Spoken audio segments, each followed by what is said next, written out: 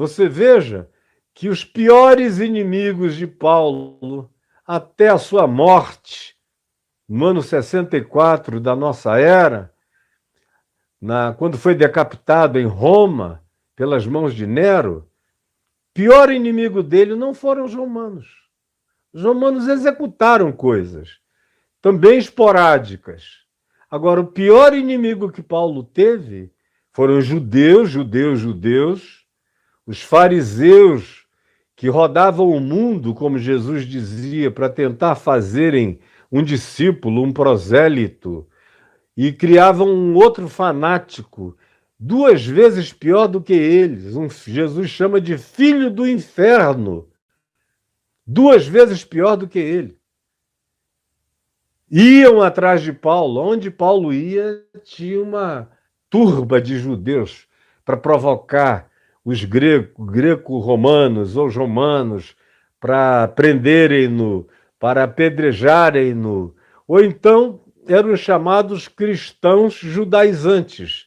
Eram aqueles caras do limbo, que tinham crido em Jesus, mas que achavam que dava para juntar Velho e Novo Testamento num projeto de vida só. Eles tinham Jesus, mas queriam que Jesus coubesse dentro da lei de Moisés.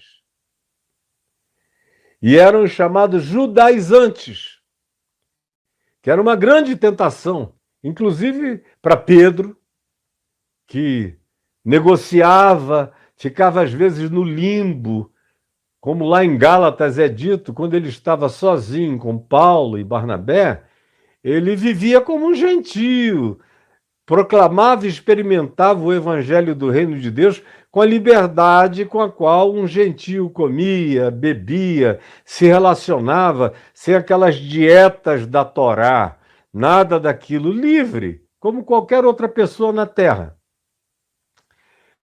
Sabendo que Jesus tinha considerado puro todos os alimentos, como Mateus 7 nos diz e outros textos.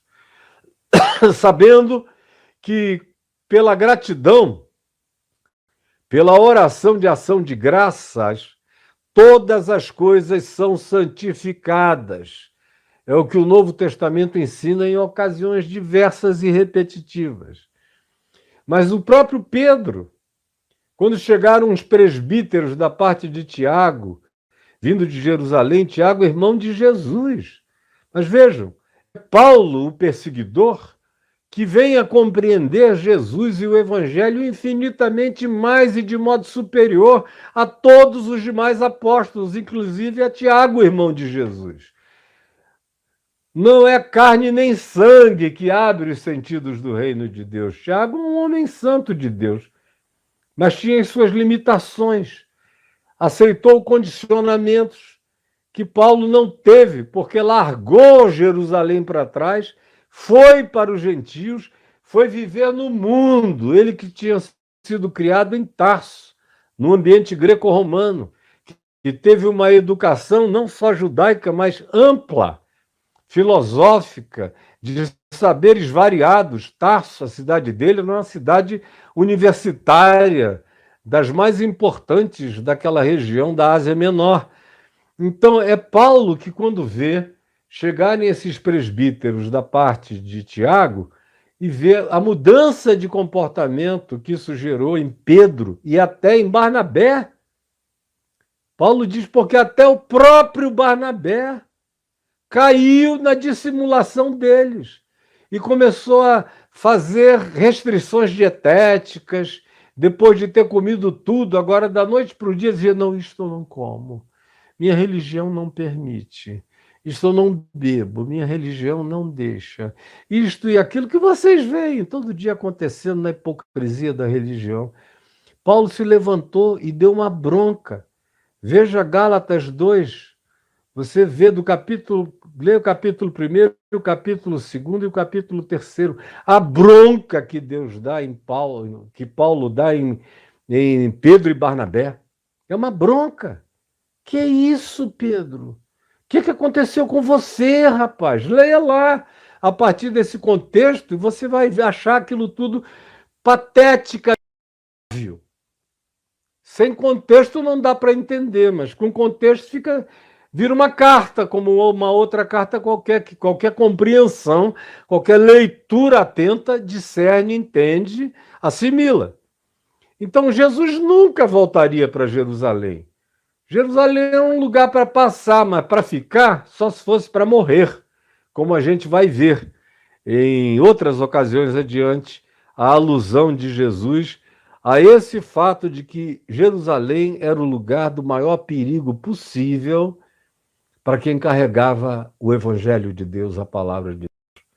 Assim como está dentro do ambiente do controle religioso, do poder religioso, da política religiosa, dos interesses religiosos, é o lugar não só o mais corruptor de todos os lugares, mas é o mais perigoso de todos os lugares para quem não pratica essas coisas. Para quem anda na liberdade do Evangelho, da liberdade do reino de Deus, na liberdade de servir a Deus em espírito e em verdade. É perigoso esse lugar. Hoje em dia eles não te matam mais, porque senão eles serão justiçados horrorosamente. Eles têm medo das leis superiores e seculares do Estado laico.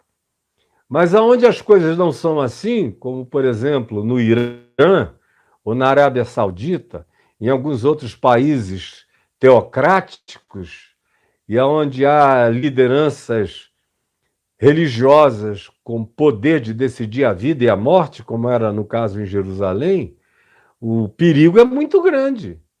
Ninguém pode abrir a boca de maneira contrária, porque será certamente um aprisionado ou sofrerá pena capital no mundo atual.